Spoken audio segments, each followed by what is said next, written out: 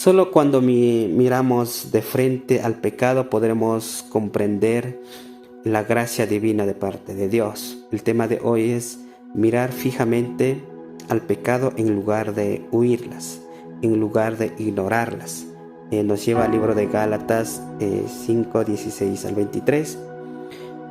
Así que les digo, vivan por el Espíritu y no seguirán los deseos de la naturaleza pecaminosa, porque ésta desea lo que el contrario al Espíritu y el Espíritu desea lo contrario a ella.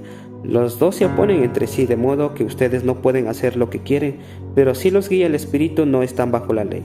Las obras de la naturaleza pecaminosa se conocen bien: inmoralidad sexual, impurezas, libertinaje, idolatría, brujería, odio, discordia, arrebatos de ira, rivalidades, disensiones, sectarismos y envidia, borracherías, orgias y otras cosas parecidas. Las advierto ahora, como antes lo hice, que los que practican tales cosas no heredarán el reino de Dios. En cambio, el fruto del Espíritu es amor, alegría, paz, paciencia, amabilidad, bondad, fidelidad, humildad, dominio propio. No hay ley que condene estas cosas. Los que son de Cristo Jesús han crucificado la naturaleza pecaminosa con sus pasiones y deseos. Si el Espíritu nos da vida, andemos guiados por el Espíritu. No dejemos que la vanidad nos lleve a irritarnos y a envidiarnos unos con otros, dice la palabra. Bien, no podemos entender el precio de la cruz sin saber que pagó Jesús, la única persona perfecta que se hizo pecador por causa mía, por causa suya, para darnos la victoria.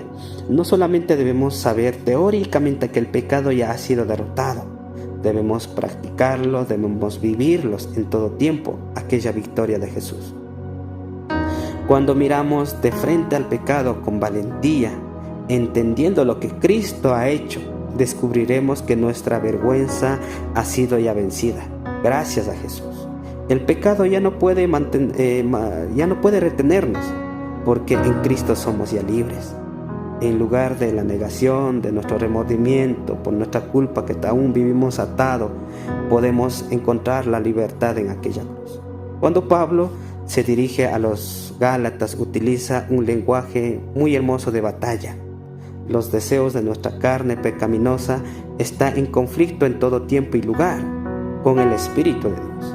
Hay una lucha en todo tiempo, pero en vez de huirlas a aquella, Pablo nos anima y nos motiva a mantenernos firmes. Él quiere que rechacemos nuestra carne y elijamos el camino de Dios.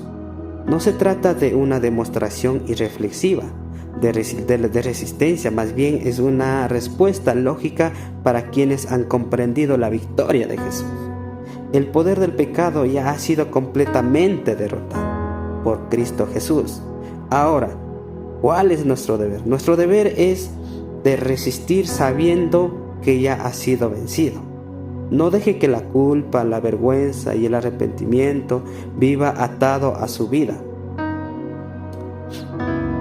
Más bien, ese no es el propósito, ni mucho menos el plan de Dios. Dios quiere liberarte del poder maligno, de las garras del enemigo, porque el anhelo y el deseo de Dios es que todos se salven y procedan al arrepentimiento.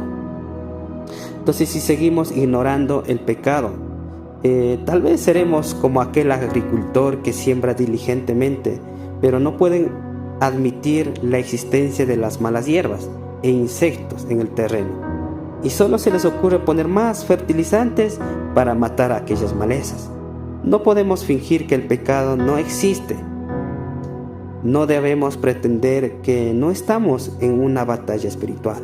Debemos elegir luchar, sobre todo porque ya conocemos el resultado final. Ahora, ten valor y lucha, no con tus propias fuerzas, sino con el poder del Espíritu de Dios. Recuerda que tú tienes la victoria, aférrate a ella. Los resultados nos transformarán siempre y cuando caminemos guiados por el Espíritu de Dios. Y ahí experimentaremos una nueva vida, donde cual fluye el amor, la alegría, la paz, paciencia, la amabilidad, la bondad, la fidelidad, la humildad y el dominio propio. Estas son las marcas vivificantes del poder restaurador. Son los frutos de la victoria. Te invito a que experimentes hoy al enfrentar a tus luchas y a tus pecados. No te arrepentirás, te lo aseguro.